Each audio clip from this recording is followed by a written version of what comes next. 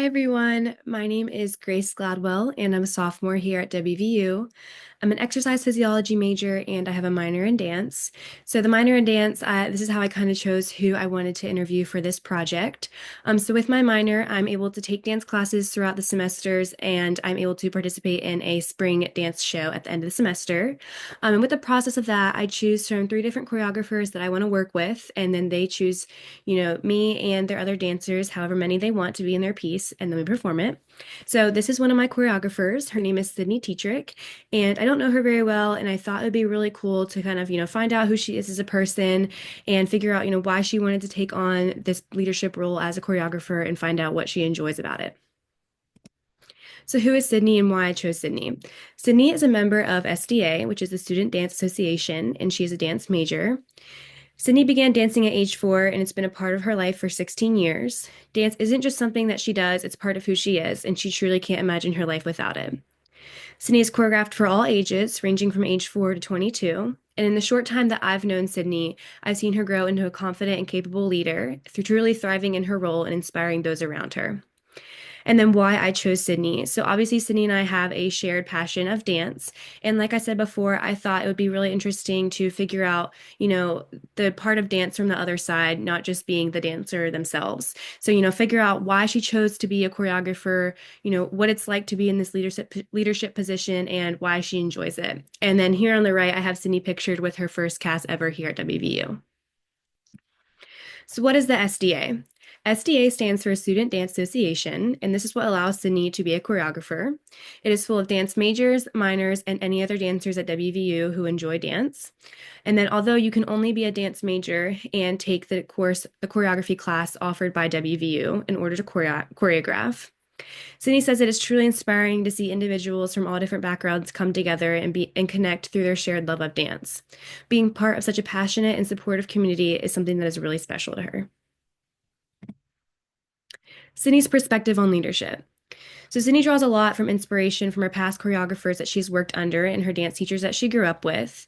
So, whether it's been a good experience or bad experience, Sydney's learned from these choreographers and teachers, and they've kind of played a part of, the kind of leader that she wants to be and how she wants to lead. So I think it's really important that we draw from these past experiences to figure out the kind of leader that we want to be. Sydney also works to make everyone feel included and promotes a healthy, inclusive environment. And then when I asked Sydney what advice she would give to someone aspiring to take on a leadership role in the arts, especially in dance, she says to trust your gut, don't do what you think is expected, do what feels right. This environment can get competitive, but it is more enjoyable as a choreographer when you stick with what you know and not what others want you to do.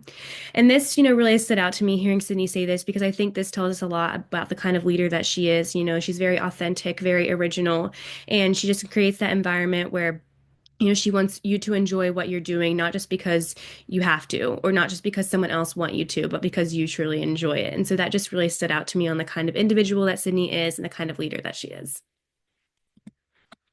So West Virginia University's SDA's perspective on leadership.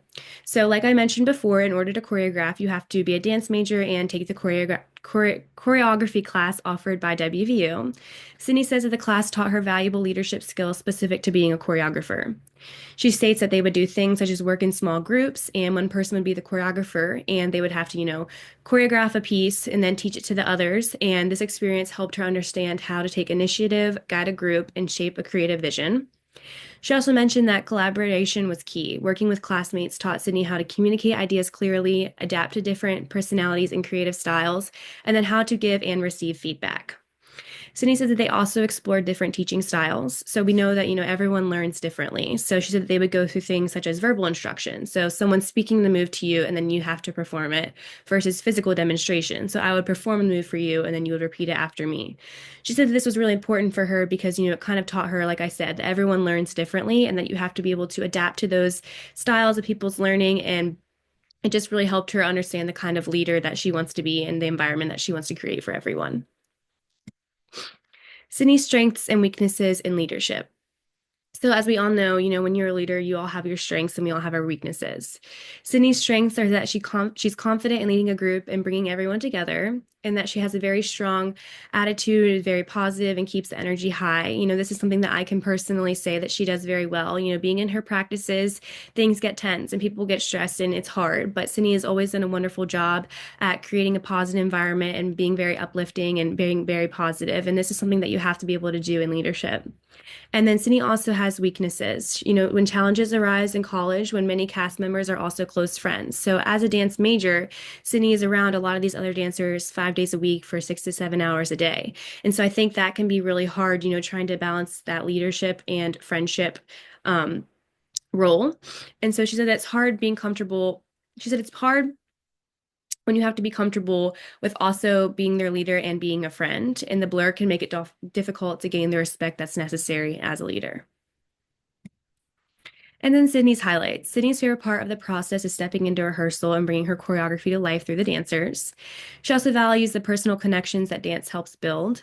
And then in addition, Sydney also shared to me that, she also, like I mentioned before, teaches kids at a very young age. So she said that being able to be a part of their growth and watching them develop over time has had a lasting impact on how she leads and how she connects with others.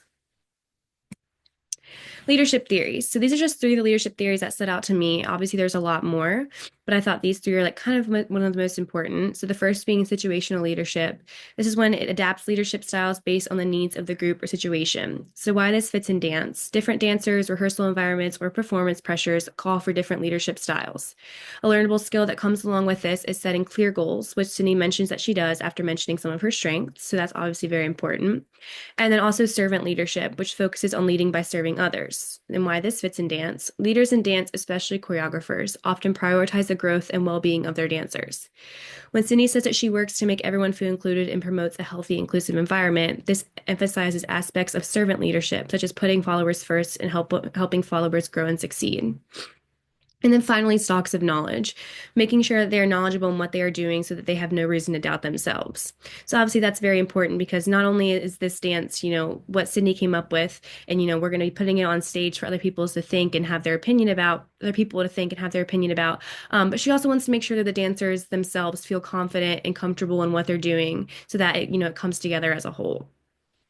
So yeah, that's pretty much all that I have. Thank you guys so much for listening, and I hope you enjoyed my presentation.